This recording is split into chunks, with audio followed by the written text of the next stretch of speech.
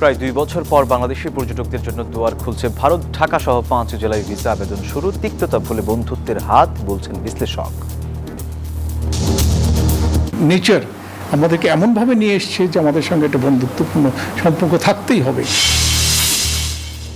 মামদানির প্রতিশ্রুতি বাস্তবায়ন। নিউ ইয়র্কে 10 লাখ বাড়ির ভাড়া বৃদ্ধি স্থগিত, স্বস্তিতে বাংলাদেশি অভিবাসীরা।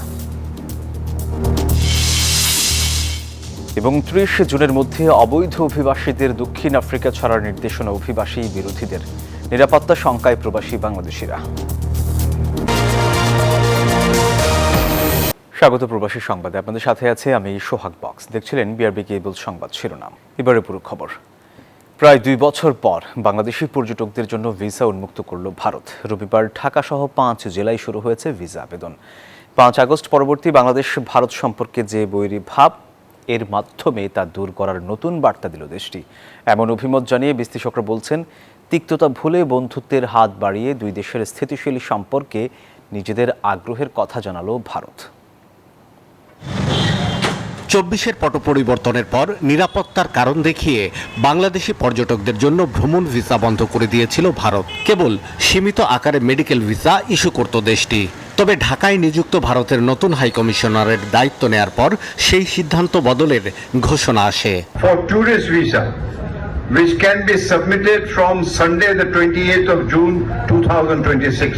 বাংলাদেশি পর্যটকেরা আসবেন শুনে কলকাতার নিউ মার্কেট, বড়বাজার কিংবা মার্কুইজ স্ট্রিট এলাকায় দেখা যায় উৎসবের আমেজ। ঘনিষ্ঠ বন্ধু যেরকম আগে ছিল, আগে আমরাও চাই, এখনো চাই যে আমরা ঘনিষ্ঠ বন্ধু থাকি। সম্মান পেতেন যেরকম পেতেন সেরকম আমরা চাইছি, এবারও আসলে সেম সম্মান সেম জিনিস আপনারা এখানে পাবেন। কলকাতার বাজারগুলো অনেকাংশেই নির্ভর করে বাংলাদেশি ক্রেতাদের উপর। ব্যবসায়ীরা মনে করছেন, নতুন ক্রেতারা এলে আগের মতোই জমে উঠবে তাদের ব্যবসা। बांग्लादेशी आने से ज्यादा हम लोग का धंधा व्यवसाय बहुत अच्छा चलता है। বাংলাদেশি যখন থেকে ভিসাটা বন্ধ করেছিল, আমাদের উপরে অনেক বিপদ পড়েছিল। একদম 1 টাকার ব্যবসা হয়নি, তারও ব্যবসা হয়নি।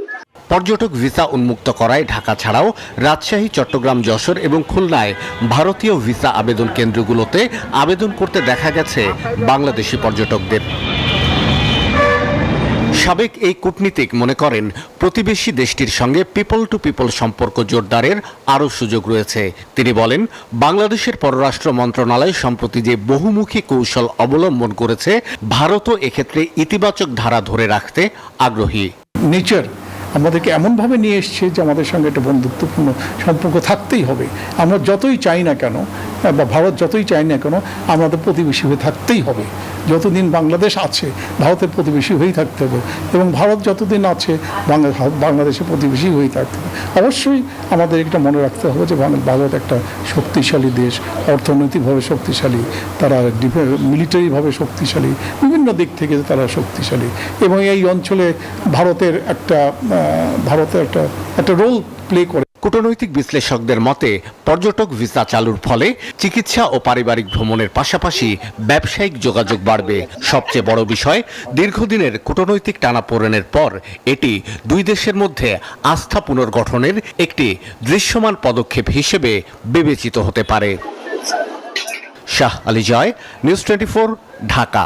নিউ ইয়র্কের প্রায় 10 লাখ ভাড়া নিয়ন্ত্রিত অ্যাপার্টমেন্টের ভাড়া বৃদ্ধি স্থগিতের সিদ্ধান্তে স্বস্তি পেতে পারেন হাজারো অভিবাসী বাংলাদেশি। নির্বাচনী প্রচারণায় ভাড়া না বাড়ানোর প্রতিশ্রুতি দিয়েছিলেন নিউ ইয়র্কের নতুন মেয়র জোহরান মামদানি। সেই প্রতিশ্রুতির বাস্তবায়ন হিসেবে 1 ও 2 বছরের লিজের ক্ষেত্রে ভাড়া বৃদ্ধিতে সাময়িক বিরতি দিয়েছে শহরের রেন্ট গাইডলাইন্স বোর্ড। ফলে কুইন্স, ব্রুকলিন ও ব্রঙ্কসে বসবাসরত বহু বাংলাদেশি পরিবার বাড়তি ভাড়ার চাপ থেকে রেহাই পাবে। তবে সুবিধাটি কেবল ভাড়া নিয়ন্ত্রিত বা রেন্ট স্টেবিলাইজড অ্যাপার্টমেন্টের বাসিন্দাদের জন্য প্রযোজ্য। বাজার দরে ভাড়া নেওয়া বাসিন্দারা এই সুবিধার আওতায় থাকছেন না।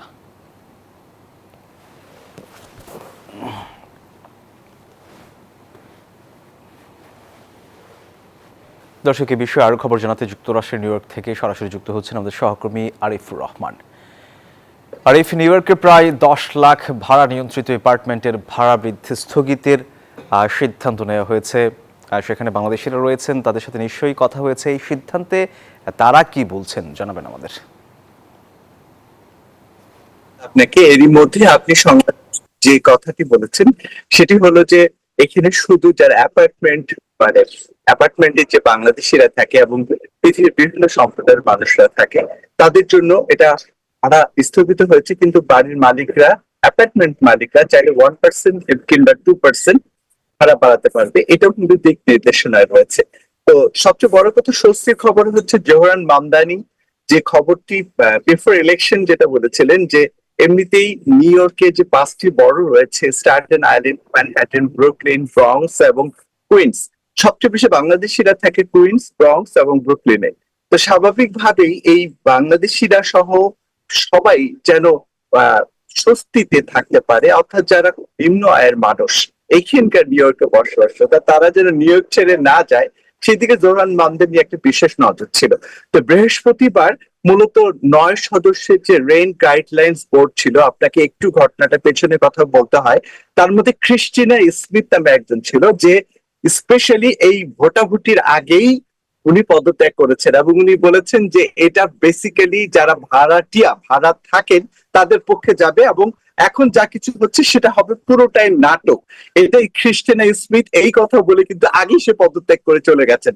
বাকি থাকলো 8 জনের মধ্যে 7-1 ভোটে মূলত 7 ভোট যায় ভাড়াটিয়াদের পক্ষে এবং 1টি ভোট পেয়েছিল বাড়ির ফ্ল্যাট মালিকদের পক্ষে। 7-1 ভোটেই মূলত এই প্রতিদ্বন্দ্বিতাটা হয়।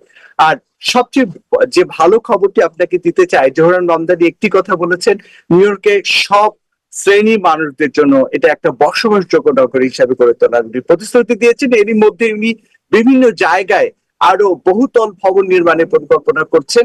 এরই মধ্যে ব্রঙ্কস, ব্রুকলিন বিভিন্ন জায়গাও তিনি বরাদ্দ করেছেন, এবং যেন সবাই সাশ্রয়ীভাবে নিউ ইয়র্কে বসবাস করতে পারে সেই দিকেই তাকিয়ে আছেন জোহরান মামদানি। আরিফ, আপনাকে ধন্যবাদ। 30 জুনের মধ্যে দক্ষিণ আফ্রিকায় বসবাসরত অবৈধ অভিবাসীদের দেশ ছাড়ার দাবিতে বেশ কয়েকটি অভিবাসী বিরোধী সংগঠন একাধিক বিক্ষোভ কর্মসূচি ঘোষণা দিয়েছে।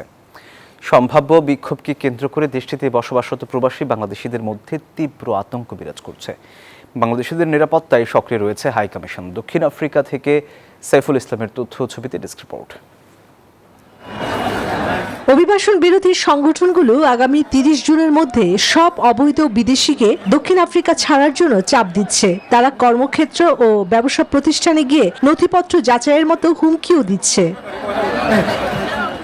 দক্ষিণ আফ্রিকা সরকার এই আলটিমেটামকে বেআইনি ও অগ্রহণযোগ্য বলে ঘোষণা করেছে। প্রেসিডেন্ট সিরিল রামাফোসা সরকার সাফ জানিয়েছে, আইন নিজের হাতে তুলে নেওয়ার কোনো সুযোগ নেই। আইন শৃঙ্খলা নিয়ন্ত্রণে রাখতে দেশ জুড়ে পুলিশ ও নিরাপত্তা বাহিনীর ব্যাপক উপস্থিতি বাড়ানো হয়েছে। বিভিন্ন অভিবাসী বিরোধী সংগঠনের কর্মসূচির ঘোষণায় উদ্বেগ ও আতঙ্কের মধ্যে দিন কাটাচ্ছেন দেশটিতে বসবাসরত অনেক প্রবাসী বাংলাদেশিরা। পুলিশ প্রশাসন যেভাবে কাজ করছে তাতে আমরা মনে করি শহরাঞ্চলগুলোতে বা প্রধান বাণিজ্যিক শহরে অনেকটা সেফ পজিশনে থাকতে পারবেন। প্রতিটা মুহূর্ত ভয় উদ্বিগ্নতায় কাটছে এবং আগামী 30 তারিখ পরে আমাদের কি হতে যাচ্ছে আমরা কেউ জানি না। হয়তো আমাদের জন্য সুদিন আসছে, নয়তো দক্ষিণ আফ্রিকা প্রবাস জীবন সংকুচিত হয়ে আসছে। যত দোকানপাট আছে সবগুলো প্রবাসীরা খুবই আতঙ্ক। আমরা ঊর্ধ্বতন কর্মকর্তাদের সাথে মিট করে আমাদের দেশে সহ আরো অন্যান্য যেসব দেশের ইমিগ্রেন্ট আছে এখানে ডকুমেন্টেড এবং আনডকুমেন্টেড সবারই নিরাপত্তার জন্য আমরা অনুরোধ করেছি। প্রবাসী বাংলাদেশিদের বৈধ কাগজপত্র হালনাগাদ রাখা সহ স্থানীয় আইন মেনে চলা এবং যে কোনো সহিংসতা এড়াতে স্থানীয় পুলিশ ও প্রশাসনের সাথে যোগাযোগ রাখতে বলা হয়েছে বাংলাদেশ দূতাবাস থেকে। Desk report, news 24। বহির্বিশ্বে বাংলাদেশের সংস্কৃতি ঐতিহ্য তুলে ধরতে যুক্তরাষ্ট্রের মিশিগান অঙ্গরাজ্যের হ্যামট্রামিক শহরে শুরু হচ্ছে 3 দিনব্যাপী হ্যামটাউন সামার জ্যাম ফেস্টিভ্যাল। এই উপলক্ষে 27 জুন শহরের একটি রেস্তোরাঁয় সংবাদ সম্মেলনের আয়োজন করেন উৎসবের আয়োজকরা। রফিকুল হাসান চৌধুরী তুহিনের সঞ্চালনায় বক্তব্য দেন বাংলাদেশ মাল্টি কালচারাল ফাউন্ডেশনের সভাপতি ইকবাল হোসেন, সহসভাপতি হিমেল হোসেন, কোষাধ্যক্ষ Emdad Hossain, media director Naji Chowdhury, Hamtramck city councilman Naim Chowdhury সহ অনেকেই। ওমানে বাংলাদেশি কমিউনিটির বাংলাদেশ সোশ্যাল ক্লাব ওমানের 2024-25 মেয়াদের কার্যনির্বাহী কমিটির সদস্যদের সম্মানে অনুষ্ঠিত হয়েছে বিদায় সংবর্ধনা। অনুষ্ঠানে ক্লাবের বর্তমান ও সাবেক নেতৃবৃন্দ, বিশিষ্ট প্রবাসী ব্যক্তিত্ব এবং বিপুল সংখ্যক সদস্য অংশ নেন। প্রধান অতিথি ছিলেন ক্লাবের প্রধান পৃষ্ঠপোষক ইফতেখার আহসান চৌধুরী। আহ্বায়কের দায়িত্ব পালন করেন মোহাম্মদ সেলিম উদ্দিন পারভেজ। অনুষ্ঠানে সভাপতিত্ব করেন ক্লাবের চেয়ারম্যান আজিমুল হক বাবুল সিআইপি এবং সঞ্চালনা করেন জয়েন্ট সেক্রেটারি মোহাম্মদ সাইফুল ইসলাম মজুমদার। বিশেষ অতিথি হিসেবে উপস্থিত ছিলেন সিআইপি সিরাজুল হক।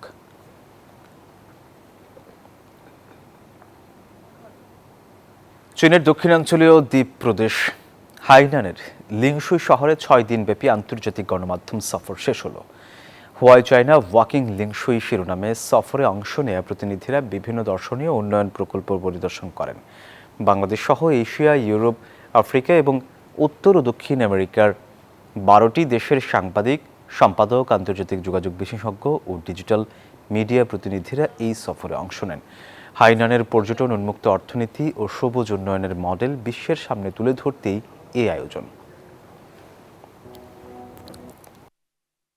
আসলে আমার ভালো লাগতেছে যে এই শহরটি এমন একটি শহর যেখানে সমুদ্রের সাথে আসলে পাহাড় মিলিত হয়েছে। For 1 week and we did a lot of things here. We visited a lot of historical places. We visited the beaches, the ocean parks. যুক্তরাষ্ট্রের টেক্সাসে সরকারি স্কুলগুলোতে সব ধর্মের শিক্ষার্থীদের জন্য বাইবেলের নির্বাচিত অংশ পড়া বাধ্যতামূলক করা হয়েছে। এতে দেশ জুড়ে শুরু হয়েছে বিতর্ক। 50 লাখেরও বেশি শিক্ষার্থীকে প্রভাবিত করতে যাওয়া এই সিদ্ধান্ত প্রশ্ন তুলেছে বহু সাংস্কৃতিক আমেরিকার পরিচয় ও ধর্মনিরপেক্ষতা নিয়েও। শিক্ষা বোর্ড বলছে এটি ধর্মীয় শিক্ষা নয়, যুক্তরাষ্ট্রের ইতিহাস, সাহিত্য ও সাংস্কৃতিক ঐতিহ্য তুলে ধরার একটি উদ্যোগ।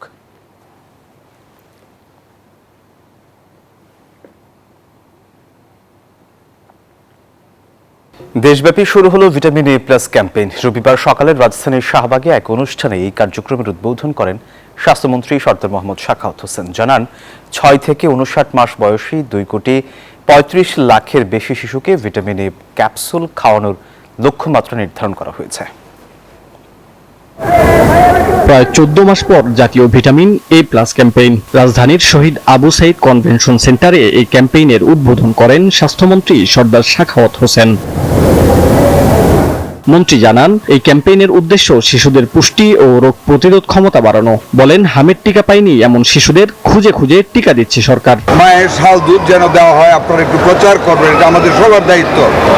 কারণ শাল দুধের চাইতে বড় ভিটামিন এ স্টক আর কিছু হতে পারে না। অত্যন্ত উন্নত মানের টিকা কিনা হচ্ছে, যেটা আন্তর্জাতিক টেস্টিং ল্যাবরেটরিতে টেস্ট করে আমরা এনেছি। এদিকে ঢাকা উত্তর সিটি কর্পোরেশনে ক্যাম্পেইনের উদ্বোধন করেন উত্তরের প্রশাসক। বলেন, হামরুবেলার টিকার মতো ভিটামিন এ প্লাস ক্যাম্পেইনও সফল করবে সরকার। এই বর্তমান সরকার জনাব তারেক রহমানের নেতৃত্বে হামরুবেলাকে মোকাবেলা করতে সক্ষম হয়েছে। সারা বাংলাদেশের বিভিন্ন জেলায়, উপজেলায়, শহরে, পাড়ায়, মহল্লায়, গ্রামে গঞ্জে আমাদের প্রতিটি সন্তানরা যাতে এই প্লাস ক্যাপসুলটি গ্রহণ করতে পারে, আমরা সেই ব্যাপারে তাদেরকে সহজ।